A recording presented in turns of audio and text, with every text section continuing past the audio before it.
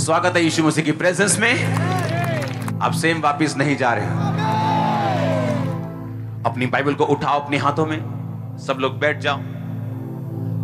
अपने पवित्र वचन को उठाओ और बोलो, खुदावंद मैं इस वचन से प्यार करता हूं। ये मेरे शुद्ध रहने का आधार है, मेरे चंगे रहने का आधार है। मैं इस वचन पर चलूंगा। आपने कहा तूने मुझे नहीं चुना, मैंने चुना और ठहराया कि तू फल लेके आ सके, तू बहुत सा फल लाए और तेरा फल बना रहे। पिता, आज मैं वचनों को सुनूं, क्योंकि जो सुनता और मानता वो फल लेके आता। मैं फल लेके आऊं, मेरा फल बना रहे। अंगीकार करो, अपने हाथों को उठाओ। प्रभु यीशु मसीह के सामर्थी नाम में हम मांगते हैं। मत्ती की पुस्तक उसका 1 अध्याय, उसकी 5 आयत को आप पढ़ेंगे। उसमें लिखा, सलमोन और राहब से बोअज उत्पन्न हुआ, बोअज और रूत से ओबेद उत्पन्न हुआ, ओबेद से यिशै उत्पन्न हुआ। अब ध्यान से मेरी बात सुनना। परमेश्वर ने कहा चींटियों से सीखो। अपने पड़ोसी को बोलो, चींटियों से सीख। परमेश्वर ने कहा अगर तू देखे तो वो गर्मी में अपने आहार को संचित करती हैं, इकट्ठा करती हैं, ताकि सर्दियों में जब ये नहीं मिले तो उसको अंदर बैठ के खाया जा सके। हाँ या ना?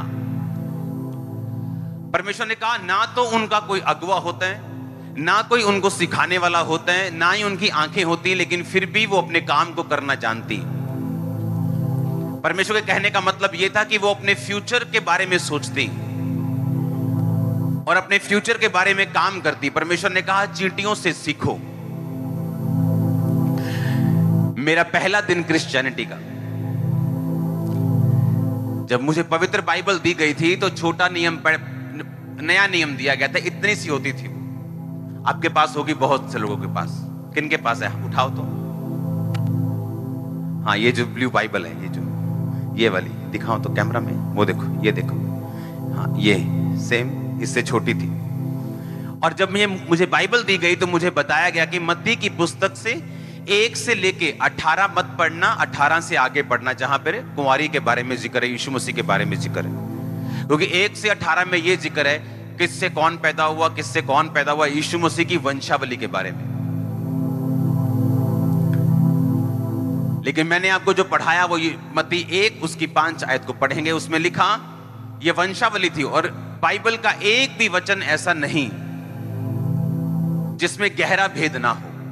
आमीन। यीशु मसीह ने कहा बाइबल का एक भी बिंदु, एक भी कॉमा पूरा हुए बिना नहीं रहेगा।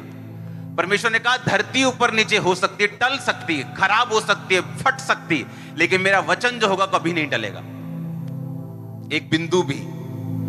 उसमें लिखा मत्ती 1 की 5 में, फिर से मैं पढ़ूंगा। सलमोन और राहब से बोअज उत्पन्न हुआ, बोअज और रूत से ओबेद उत्पन्न हुआ, और ओबेद से यिशै उत्पन्न हुआ। आप जानते हैं ये राहब कौन थी? ये वेश्या थी। कौन सी वेश्या? जिसने यहोशू के टाइम के ऊपर, जब यहोशू ने देखा कि सामने का देश परमेश्वर हमें देता है, उसने भेदिए भेजे, जाओ और उस देश का भेद लेके आओ। और बाइबल कहती है जब वो परमेश्वर के इजरायली लोग भेद लेने के लिए गए तो एक वेश्या का घर बिल्कुल सड़क के किनारे, यानी उस नगर के बिल्कुल बाहर था, बाहर की साइड, और जो नगर की दीवार थी वो उस औरत के घर के साथ लगती थी। रिजेक्टेड औरत थी, जैसे निकाली हुई औरत होती, जैसे गंदी औरत जिसको आप बोलते हो। शहर के बिल्कुल बाहर रहती थी, वो रिजेक्टेड थी बिल्कुल। और वो सुनती थी, जब उसको सुनाया जाता कि इजरायली जो लोग हैं उन्होंने राजा ओग को, ऐसे राजा को मार दिया, बड़ा तगड़ा राजा था, उसने फलाने राजा को मार दिया। जब वो समुद्र 2 भाग करके आ रहे थे तो परमेश्वर ने उनका साथ दिया और फिरौन की सेना को खत्म कर दिया। तब फिरौन जो होता था, जब फिरौन का मतलब होता था मिस्र का राजा, उसे फिरौन बोलते थे। मिस्री लोग, मिस्र का जो किंगडम था, अगर आप इतिहास पढ़े, कोई भी इतिहास पढ़े कहीं से भी, क्रिश्चियन इतिहास की मैं बात नहीं कर रहा हूं, मैं कंप्लीट इतिहास की बात कर रहा हूं। अगर आप इतिहास पढ़ें तो फिरौन का टाइम जो था उस समय, फिरौन दुनिया के बहुत बड़े हिस्से के ऊपर अकेला कब्जे करने वाला राजा था। जो मिस्र का किंगडम था, जिनकी आज भी अगर आप देखोगे तो उनके जो ममीज है निकलती हैं, जो ताबूत निकलते हैं, उनके पिरामिड आज भी लोगों के लिए एक रहस्य बने हुए हैं। आप समझ रहे मेरी बात को? तब वो राजे को परमेश्वर ने जब मारा और इजरायलियों के द्वारा परमेश्वर ने अपने नाम की महिमा की, तो वो औरत जो थी, जो दुनिया की निगाह में जो वैश्या थी, जो पापी थी, वो सुसमाचार को सुनती थी कि यहोवा परमेश्वर ने क्या क्या किया, कैसे उसने समुद्र को दो भाग किया, कैसे परमेश्वर ने इजरायलियों के रास्तों को साफ किया, और जो जो राजा इजरायलियों के सामने आ रहा है, परमेश्वर उन सबको खत्म करता जा रहा है। और जैसे वो भेदिए आए तो उसने अपने भेदियों को छुपा के रखा। किसने राजा को बता दिया कि भेदिए आए हैं शहर में, और वो शहर का भेद लेने के लिए आए हैं, इजराइल ने भेजे हैं ताकि वो हमें मार सके। और उसने कहा कहां देखा? उसने कहा वैश्या के घर में देखा। राजा ने अपने सिपाही भेज दिए वैश्या के घर में। कहता वो कहां है भेदिए? कहती आए तो थे लेकिन वो चले गए, लेकिन अगर तुम इस रास्ते से चले जाओ तो उनको पकड़ लोगे। लेकिन ऐसा नहीं था, उसने छत पर उनको छुपा दिया था और ऊपर लकड़ी सजा दी थी। और जैसे वो भेदिए ढूंढने के लिए गए, वो ऊपर गई और उसने कहा अब भाग जाओ, इधर की साइड मत जाना, इधर वाली साइड जाना। मैंने उनको इधर भगाया, तुम पहाड़ पे जाओ, 3 दिन वहीं छुपे रहना, 3 दिन के बाद अपने देश चले जाना।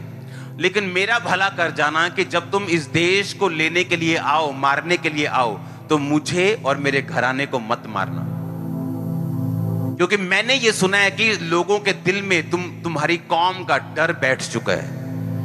और मैंने ये सुना है कि तुमने उन राजाओं के साथ जो अपने आप को बहुत बड़े समझते थे, तुमने उनके साथ क्या किया। उसने कहा ठीक है, ऐसा करना, जिस घर से हम उतरे हैं, जो घर तेरा है, वहां पर लाल धागा बांध के रखना, लाल सूत की डोरी बड़ी सी बांध के रखना। जितने लोग तेरा घराना, तेरे लोग, तेरे जानकार भी जो इस घर में होंगे, उनको हम नहीं मारेंगे, बाकी सारे हम मार देंगे। अगर वो लोग घर के बाहर आए तो उनका लहू तुझ पे पड़ेगा, अगर हम में से किसी ने तेरे घर के अंदर जाके मारा तो उसका लहू हम पर पड़ेगा, हम यहोवा के सामने दोषी ठहरेंगे। उसने कहा ठीक है। और राहाब ने अपने सारे घराने को बुला लिया कि आ जाओ इस दिन और यहां पे छुप के रहो। और सारा घराना, उसके रिश्तेदार, उसके लव्ड वन सारे एक घर में रहे, और परमेश्वर ने वो सारे देश का नाश किया और राहाब को बचा के रखा। अब सुनो ध्यान से,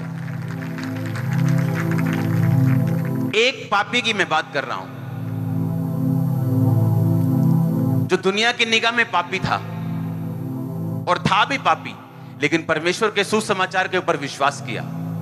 रिजेक्टेड था, अपने बिल्कुल शहर के बाहर वो रहती थी, शहर की जो आखिरी दीवार थी उसके साथ उसका सटा हुआ घर था, और वहीं से उसने उनको वापस भेजा था। यानी ऐसे लोग जो रिजेक्टेड है अपने परिवार के द्वारा, समाज के द्वारा, सर्कमस्टेंसेस के द्वारा, ऐसे उनकी जिंदगी में घटनाएं हुई कि उनको पाप का रास्ता चुनना पड़ा, या एनी रीजन, कुछ किसी भी तरह से, लेकिन उसने परमेश्वर के सुसमाचार के ऊपर विश्वास किया और उसने सुना कि वो परमेश्वर क्या क्या उनकी जिंदगी में कर रहा है, और उसने कहा मैं विश्वास करती हूं। और वचन कहता तू बच, तेरा घराना बचाया जाएगा। और आप देखो, परमेश्वर किसी का पक्षपात नहीं करता। हमने बड़ी बड़ी कहानियां सुनी, फलाने ने फलाने पापी को मार दिया, फलाने ने बड़े से बड़े पापी को मार दिया। यीशु मसीह ने कहा मैं पापियों को मारने नहीं आया हूं, मैं उनको बचाने आया हूं। पापी को कोई भी मार सकता है, तुम भी मार सकते हो। यीशु मसीह ने कहा मैं पापी को मारने के लिए नहीं आया हूं, मैं पापियों को बुलाने के लिए आया हूं, मैं उनको अपनी ब्लड लाइन के साथ जोड़ने के लिए आया हूं। अब आप इमेजिन करो, वो वैश्या जिसको लोग पसंद नहीं करते थे, जो शहर के बाहर रहती थी, जहां गंदे लोग जाते थे, और वो भी वैसी थी, लेकिन परमेश्वर के सुसमाचार ने उसको बदला और उसने स्वीकार किया। उसने ये नहीं कहा नहीं ऐसा थोड़ी हो सकता है, समुद्र 2 भाग कैसे हो सकता है, ओ नहीं फलाने राजा कमजोर होगा, वैसे उसकी ज्यादा हवा होगी कि बड़ा मजबूत है, नहीं ऐसा नहीं हो सकता। उसने अकेली बात के ऊपर विश्वास किया। जैसे लोग बोलते हैं ओ नहीं चर्च एवे में चंगे हो, हॉस्पिटल ना खाली हो जान, ओ एवे कि हो सकता चर्च जाके ऐसा हो जाए, ऐसा ना हो जाए। और दूसरे वो लोग हैं जो सुसमाचार को सुनते हैं और उस पर बिलीव करते हैं, खुद भी बचते हैं, घराना भी बचाते हैं। और आगे देखो, परमेश्वर की योजना खत्म नहीं हुई, उसकी प्लानिंग खत्म नहीं हुई। उसने आपको बताया कि मैं अगर तुझे बुलाता हूं, अगर तू पापी है, अगर तू सबसे गिरा हुआ पापी है, और अगर तूने मेरे सुसमाचार पे विश्वास किया, तो सिर्फ बचेगा ही नहीं, तू सिर्फ बचेगा ही नहीं। मत्ती 1:5 उसने कहा, मैं तुझे ओबेद से यिशै, 6 आयत निकाल के रखना। यिशै से कौन पैदा हुआ? दाऊद। दाऊद से यीशु मसीह पैदा हुए। मालूम है कि नहीं? परमेश्वर ने एक वेश्या को अपनी ब्लड लाइन में शामिल कर लिया, अपना रिश्तेदार बना लिया, उसे स्वीकार किया। उसे सिर्फ माफ नहीं किया, उसे सिर्फ साफ नहीं किया, बल्कि उसके माफ करके, उसको साफ करके, अपने ब्लड के साथ जोड़ के उसको ऊंचा भी किया, जो आपके साथ होने वाला यीशु मसीह के नाम। मैंने कहा जो आपके साथ होने वाला यीशु मसीह के नाम। लोग आपको जितना मर्जी नीचा देखते हैं, लेकिन आने वाले टाइम में वो आपको ऊंचा देखने वाले यीशु मसीह के नाम। आप जितने मर्जी पापी के रूप में मशहूर हो सकते हैं, लेकिन एक टाइम आएगा आप धर्मी के रूप में मशहूर होंगे यीशु मसीह के नाम में। उस औरत को परमेश्वर ने ये नहीं कहा तू वेश्या थी, मैंने तुम्हें बचा दिया, अब बहुत है, बस खत्म होगी बात। तू गिरी हुई है, तू इतना करीब नहीं आ सकती, इतना ऊंचा नहीं जा सकती, तू पापी है। तू एक फॉरेनर, अन्य जाति, ऊपर से वेश्या, अन्य जातियों में भी ठुकराई हुई, अन्य जातियों में भी मारी हुई, खत्म की हुई। और परमेश्वर ने कहा मैं पापियों को बुलाने आया हूं। एक वेश्या पकड़ी गई व्यभिचार करते, सब कहते मार दें इसे। परमेश्वर ने कहा जिसने पाप नहीं किया वो इसे पहले मारे। जब किसी ने नहीं मारा, यीशु मसीह ने कहा मैं भी तुझे नहीं मारता, अब फिर से वो पाप मत करना, क्योंकि मैं पाप खत्म करने आया हूं, पापी को नहीं। इसीलिए जितना मर्जी तुम कोशिश कर लो यीशु के सुसमाचार को हटाने की, ये वो ग्रेट पावर है जो तुम हटा नहीं सकते। ये वो ग्रेट सुसमाचार है। हालेलुया। और बाइबल कहती है रहाब से, फिर से पढ़ेंगे उसको, कौन है ये रहाब? सलमोन और रहाब से, बोअज और रूत से। और बोअज आप जानते कौन था? एक अमीर इंसान था, दूसरा धर्मी था, तीसरा पवित्रताई में था, अपने टाइम का इंतजार किया और रूत जैसी उसने औरत को हासिल किया। जो लोग बचाए जाते हैं, जो लोग माफ किए जाते हैं और जो लोग सुसमाचार पर विश्वास करके पापों को छोड़ देते हैं, उनकी संतान भी ग्रेट होती है। बाइबल कहती है, बाइबल कहती है धर्मी की संतान टुकड़े नहीं मांगेगी, धर्मी का वंश पृथ्वी के ऊपर पराक्रमी होगा। उसने कहा अगर तू यहोवा का भय मानेगा तो कुशल से टिका रहेगा, कोई तुझको हिला नहीं पाएगा यीशु मसीह के नाम में। तेरा वंश पृथ्वी के ऊपर पराक्रमी होगा। बोअज एक पराक्रमी जन था। बाइबल कहती बहुत से मजदूरों को मजदूरी पे लगाता था वो, बहुत से लोगों को रोजगार देने वाला था, बहुत से लोगों को चैरिटी देने वाला था। जब उसके खेत से लोग फसल निकाल लेते थे तो थोड़ी फसल वो छोड़ देता था कि ताकि गरीब लोग उसकी फसल को आके बाकी सट्टे सीले जिसे बिनना बोलते हैं वो फ्री में बिन सके। वो ऐसा व्यक्ति, बोअज ऐसा व्यक्ति था। और पैदा किससे हुआ था? सलमोन और राहब से। इसका मतलब जब परमेश्वर आपको अपने पास बुलाता है अपने पापों को छोड़ने के लिए, वो आपको अपने पास बुलाता है कि आप अपने गुनाहों को छोड़ दें और परमेश्वर के सामने जाएं और इकरार करें और परमेश्वर के सामने सरेंडर करके, समर्पित करके अपनी जिंदगी बिताएं। इसका मतलब वो सिर्फ आपको नहीं देख रहा, वो आपके फ्यूचर को भी देख रहा है, वो आपके बच्चों को देख रहा है, वो आपके पड़पोतों को देख रहा है, वो आपके वंशों को देख रहा है। परमेश्वर ने कहा जो मेरी आज्ञाओं को मानेंगे उन हजारों पर मैं अपनी करुणा करूंगा। इसलिए मैं लोगों को बोलता हूं जब तुम परमेश्वर में आओ तो कभी भी डिस्ट्रैक्ट मत हो कि अभी तक परमेश्वर ने मेरा ये काम नहीं किया, क्योंकि शैतान मुझे इस बात से भरमाता था कि जो हीलिंग तू चाहता अभी तक तेरी जिंदगी में क्यों नहीं हुई, तुझे कुछ और ट्राई करना चाहिए, तुझे फिर से वापस जाना चाहिए। लेकिन मैं इस बात को जानता था कि परमेश्वर की योजना छोटी नहीं है, उसकी योजना बहुत बड़ी होती, उसकी योजना लंबी होती, उसकी योजना वंशों तक होती, उसकी योजना सैकड़ों सालों तक होती। उसमें अड़े रहो और खड़े रहो। अगर साफ प्रभु ने कर दिया तो वापिस सुअर और कुत्ते मत बनो, फिर से उल्टी मत खाओ अपनी जो कर दी थी पाप की, फिर से जो कीचड़ परमेश्वर ने सुअर पर साफ कर दिया फिर से कीचड़ में मत जाओ। अगर तुम ऐसा करोगे तो यीशु मसीह की ब्लड लाइन में वो जोड़ लेगा तुमको, अपनी ब्लड लाइन के साथ रिश्तेदार असली वाले रिश्तेदार बनाएगा वो। इमेजिन करो एक वेश्या आज यीशु मसीह की वंशावली के अंदर लिखित रूप में कहलाती है। उसको मालूम था कि फ्यूचर अगर है तो कहां पे है। निर्गमन की पुस्तक, उस वचन को हम पढ़ेंगे। शिप्रा और पुआ नामक दो इब्री धाइयां, मिस्र के राजा ने उनको आज्ञा दी कि जब तुम इब्री स्त्री का बच्चा उत्पन्न से पहले प्रसव के पत्थरों पर बैठा देखो तो बेटा हो तो मार देना, बेटी हो तो जीवित रहने देना। परंतु वो धाइयां परमेश्वर का भय मानती थी और मिस्र के राजा की आज्ञा ना मानकर लड़कों को भी जीवित छोड़ देती थी। तब मिस्र के राजा ने बुलाकर पूछा, तुम जो लड़कों को जीवित छोड़ देती हो ऐसा क्यों करती हो? धाइयों ने फिरौन को उत्तर दिया, इब्री स्त्रियां मिस्री स्त्रियों के समान नहीं, वो बहुत फुर्तीली हैं। धाइयों के पहुंचने से पहले ही बच्चा उत्पन्न उनके हो जाता है। इसलिए परमेश्वर ने धाइयों के साथ भलाई की और वे लोग बढ़कर बहुत सामर्थी हो गए। इसलिए कि धाइयां परमेश्वर का भय मानती थी, उसने उनके घर बसाए। अब मेरी बात सुनो, आप अपनी लाइफ में सेम लेवल पे रह सकते हैं। जो आशीष अभी है 10 साल बाद भी वही है। चाहे आप अमीर हैं, लेकिन अगर वो अमीरी एक जगह पे टिक गई है तो इसका मतलब परमेश्वर आपसे कुछ एक्सपेक्ट करता है जो आप नहीं कर रहे हैं। क्योंकि अपने आप कुछ भी नहीं होता।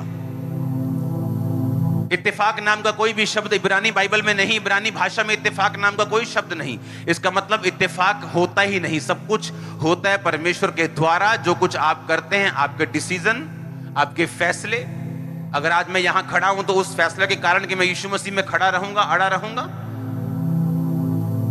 आज मैं आनंदित हूं, विक्ट्री में हूं, क्योंकि मैंने वो फैसला किया, तब का सहा। राहाब जानती थी कि परमेश्वर अपने काम को कर लेगा, हाँ या ना। मैं हेल्प नहीं करूंगी तो भी कर लेगा, मैं मदद नहीं करूंगी तो भी परमेश्वर वो कर लेगा जो वो करना चाहते हैं। जब मिस्री लोग बहुत बढ़ गए तो राजा ने दाइयों को बुलाया, दाई को बुला के बोलता है कि जब तुम इस्राएलियों के बच्चा पैदा होता देखोगे, अगर बेटा होगा तो उधर ही मार देना, बेटियों को छोड़ देना, ताकि उन बेटियों से हम शादी करके उनके वंश को खत्म कर देंगे।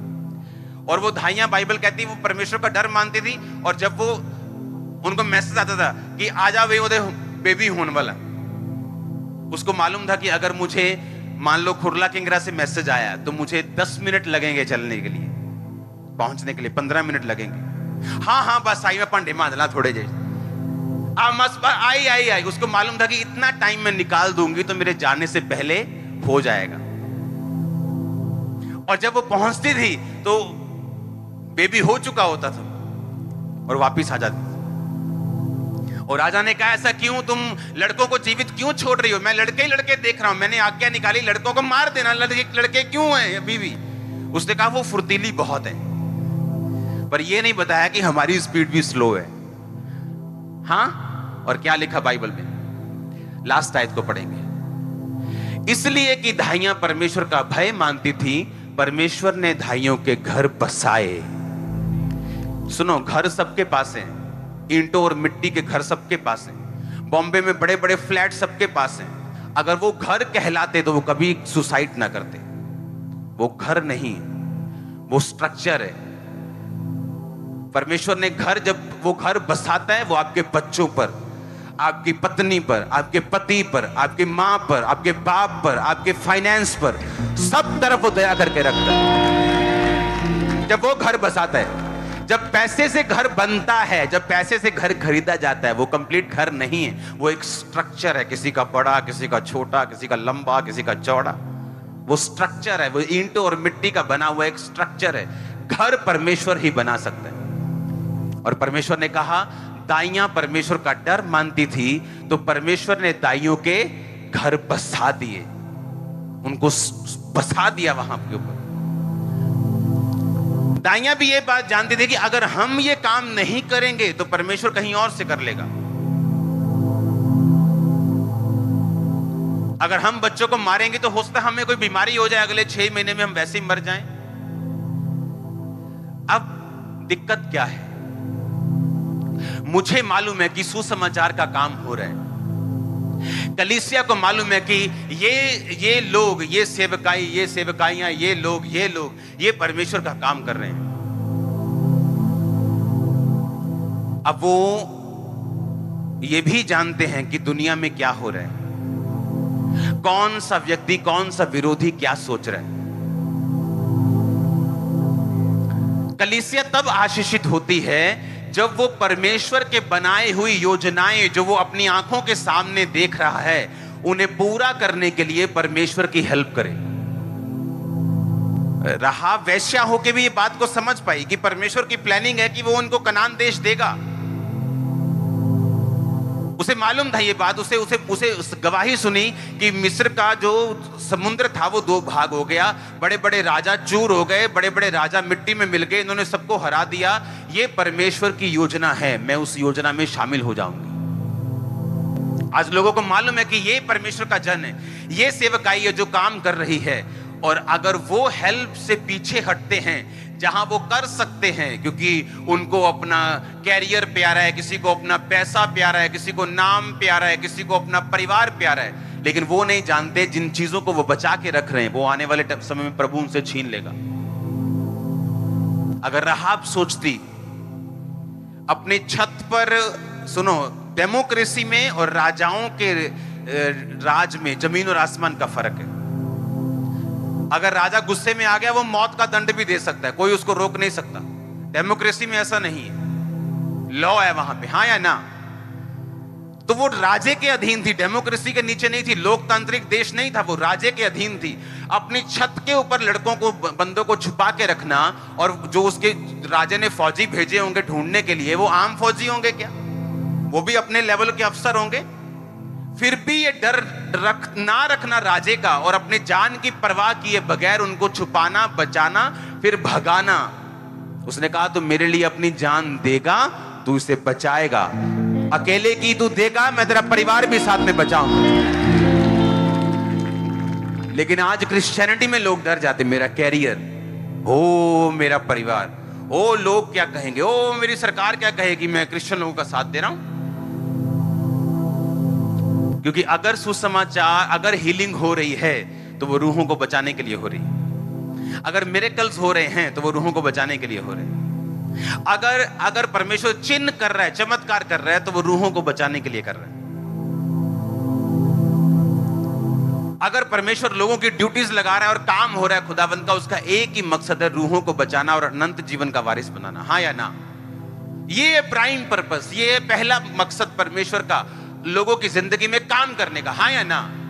और इस मकसद में जो लोग शामिल हो जाते हैं, वो धाइयों की तरह अपने घरों को बसता हुआ, वो राहाब की तरह उसकी ब्लड लाइन में शामिल होता हुआ, अपने परिवार को बचता हुआ, अपनी इज्जत बढ़ता हुआ, वो सारी ब्लेसिंग्स को अपनी लाइफ में देखते हैं।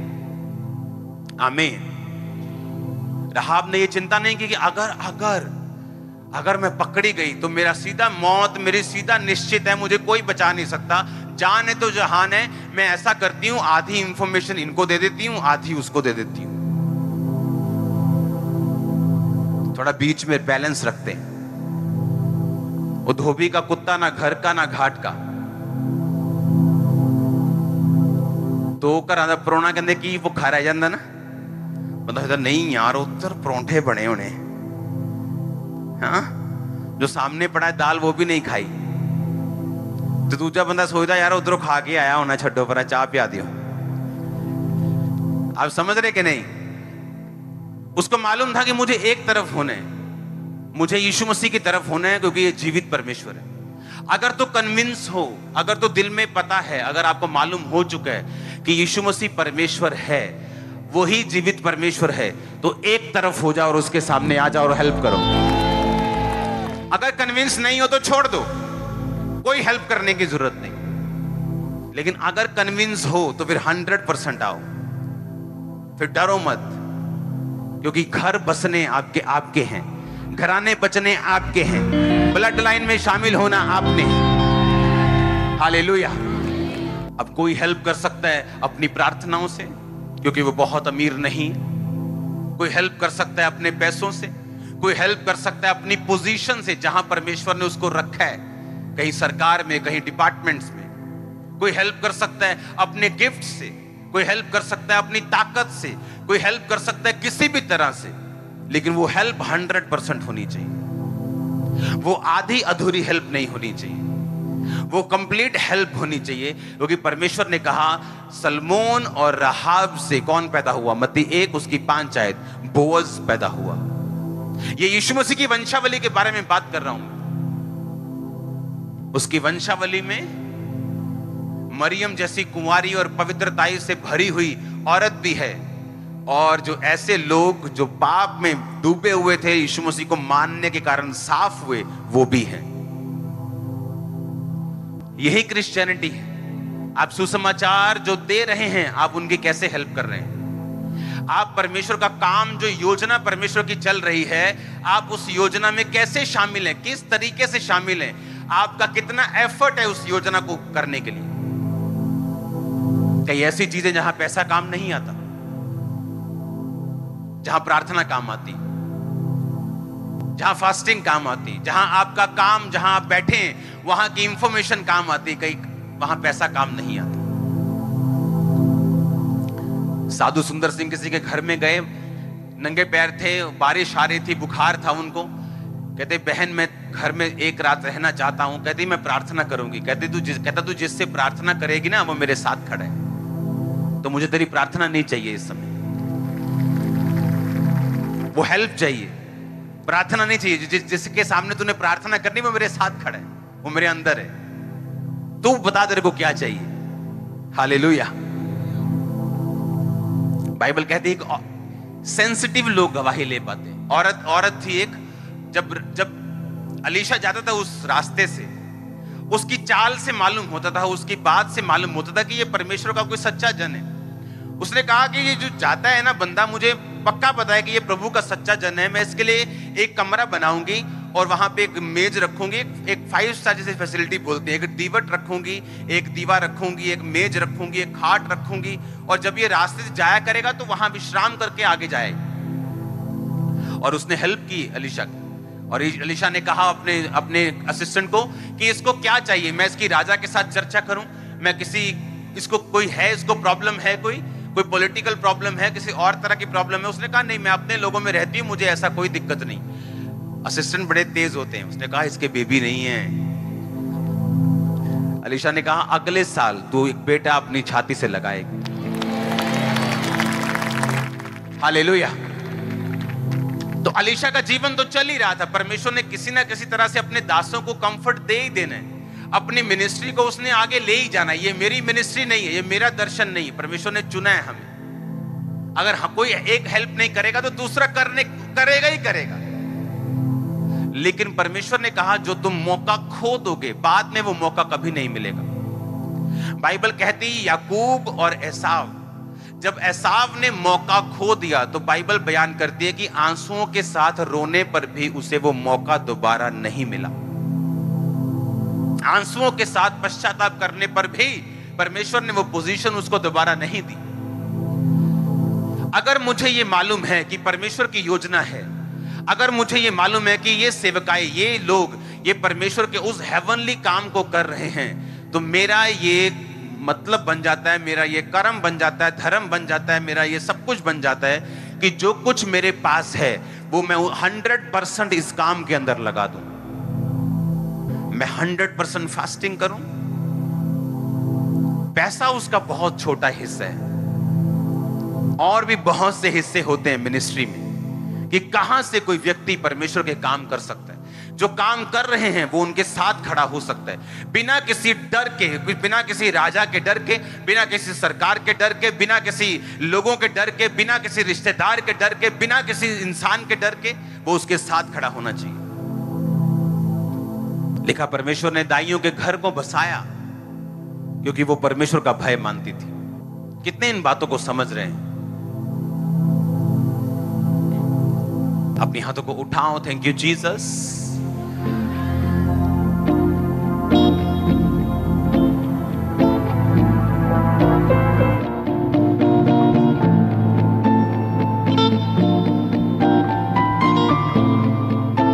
प्रभु यीशु मसीह के सामर्थी नाम में हम मांगते हैं, पहला राजाओं 18 बाब। बहुत दिनों के बाद तीसरे वर्ष में यहोवा का वचन एलिया के पास पहुंचा। जाकर अपने आप को अहाब को यानी राजा को दिखा कि मैं भूमि पर बारिश बरसा दूंगा।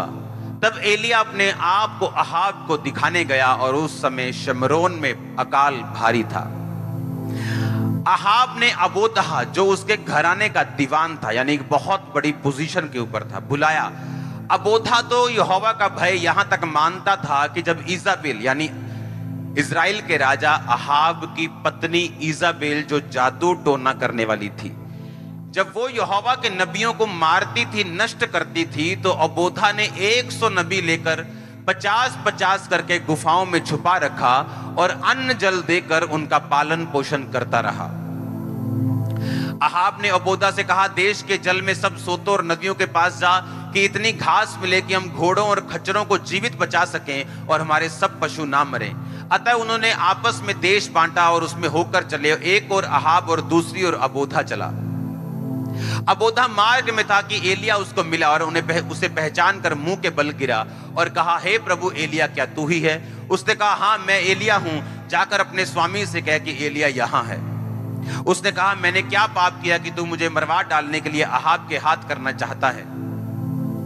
तब तेरे परमेश्वर यहोवा के जीवन की शपथ, कोई ऐसी जाति राज्य नहीं जिसमें मेरे स्वामी ने तुझे ढूंढने के लिए ना भेजा हो। और जब उन लोगों ने कहा कि वो यहां नहीं है, तब उसने उस राज्य और जाति को इसकी शपथ खिलाई कि एलिया नहीं मिला। और अब तू कहता है कि जाकर अपने स्वामी से कह कि एलिया यहां है। फिर जो ही मैं तेरे पास से चला जाऊंगा, यहोवा का आत्मा तुझे ना जाने कहां उठा ले जाएगा। और अतः जब मैं जाकर अहाब को बताऊंगा और तू उससे ना मिलेगा, तो वह मुझे मार डालेगा। और मैं तेरा दास अपने लड़कपन से ही यहोवा का भय मानता आया हूं। क्या मेरे प्रभु को यह नहीं बताया गया कि जब इजाबेल यहोवा के नबियों को घात करती थी, तब मैंने क्या किया कि यहोवा के नबियों में से 100 लेकर 50-50 करके गुफाओं में छुपा रखा और अन्न जल देकर उन्हें पालता रहा। फिर से पहली आयत को पढ़ेंगे।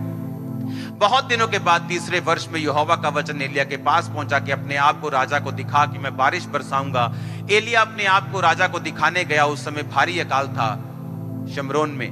अहाब ने अबोधा को जो उसके घराने का दीवान था बुलवाया। अबोधा तो यहोवा का भय यहां तक मानता था कि जब इजाबेल यहोवा के नबियों को नष्ट करती थी, तब अबोधा ने 100 नबियों को लेकर 50-50 करके गुफाओं में छुपा रखा और अन्न जल देकर उनका पालन पोषण करता रहा। 6 आयत पढ़ूंगा अब मैं। अतः उन्होंने आपस में देश बांटा और उसमें होकर चले, एक और अहाब और एक और अबोधा चला। अबोधा उसके घर का दीवान था। अब आप इमेजिन करो, अगर आज एक देश में पीएम मीटिंग करे तो वो अपने सबसे क्लोज लोगों को बुलाता है, हाँ या ना? हाँ, अगर पीएम मीटिंग करता है वो गृह मंत्री को बुलाता है क्योंकि वो सबसे क्लोज होता है, हाँ या ना? अबोधा इसका मतलब यह था कि जब राजा ने कहा कि तू अगर इधर जाएगा तो मैं इधर जाऊंगा, इसका मतलब अबोधा जो था वो उसके बहुत खास था, बहुत क्लोज था, हाँ या ना? बहुत बड़ी पोजीशन के ऊपर था। अबोधा आम इंसान नहीं था। वो राजा कहता तू इधर जा, मैं इधर जाता हूं, मतलब एक तरह का उसका बेली था, वो यार था, वो मित्र था, वो काम करने में बहुत अच्छा था वो, हाँ या ना? और उसने कहा कि तू इधर जा, मैं इधर जाता हूं, तेरे को पानी मिले मुझको बताना, मुझे पानी मिले तो मैं तुझको बताऊंगा ताकि हमारे पशु ना मरे। एलिया उसको रास्ते में मिला। उसने कहा, क्या तू एलिया? उसने कहा, हाँ मैं एलिया हूं। उसने कहा, जा अबोधा, जाके अपने राजा को बता कि मैं यहां हूं। उसने कहा, नहीं नहीं, मुझे मालूम है परमेश्वर की आत्मा का, तू तो मुझे कह के यहां चला जाएगा और जैसे मैं जाऊंगा परमेश्वर का आत्मा तुझे पता नहीं कहां ले जाएगा। उसके बाद मैं राजा से बोलूंगा कि वो वहां है, तो मिलेगा नहीं, मैं मारा जाऊंगा। क्या तुझे ये नहीं पता कि मैं नबियों को 50-50 करके गुफाओं में छुपा के रखता हूं? वहां पे रोटियां भेजता हूं, वहां पे मैं कनक चावल भेजता हूं, सब्जियां भेजता हूं, पनीर भेजता हूं और वहां वो रहते हैं और वहां पर वो पाले पोसे जाते हैं। उसने कहा, क्या परमेश्वर ने तुझको ये नहीं बताया? इमेजिन करो, एक व्यक्ति जो राजा के बिल्कुल सेकंड हैंड व्यक्ति, उसका दाहिना हाथ है, तब भी उसने ये परवाह नहीं की।